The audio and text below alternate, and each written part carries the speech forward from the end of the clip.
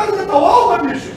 Porra, fiquei tão emocionado, cara. Tu é irmão dele? Não. Primo? Não. Colega? Não. Porra nenhuma. Porra. Pô, tu parece muito com ele, cara. A Taualpa da Lili. Porra, um valente famoso. 2 ou 3 crimes nas costas. De morte. Se safava o tempo inteiro porque era filho de político. Mas político mas agora preso, hein? Ah, beleza. A Taualpa da Lili. Éramos 300 calouros contra 500 veteranos. Os caras já tinham amarrado os portões esperando a gente do lado de fora da escola. A OPA foi de calor em calor, numa prova de direito romano. Convenceu todo mundo que a gente ia reagir, porra. Saiu todo mundo embora. Um subiu o portão, os calor, empurrava e vai, não vai, meu irmão.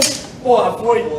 Porrada com o meu bicho. Oh, eu carrei o cara por aqui, mas bate direita, ele ficava roxo.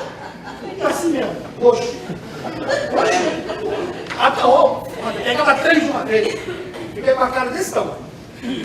Mas, em compensação, não tomamos trote. A única equipe da faculdade que não tomou trote, a gente vai com namorado aqui com a Taolpa, cara. Porra, a Taolpa. Que saudade da Taolpa, cara. 6 meses depois, morreu. Porra, um moleque. Garçom da Galeria Cruzeiro. Leite não tava legal, a Taolpa fez a mulher que bebeu o leite todo.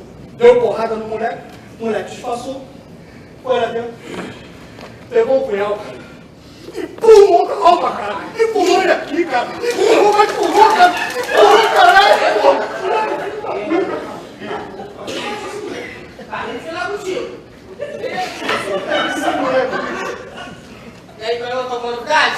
Bom, TV oficial. Opa, oficial da onde? De outro batalhão, senhor.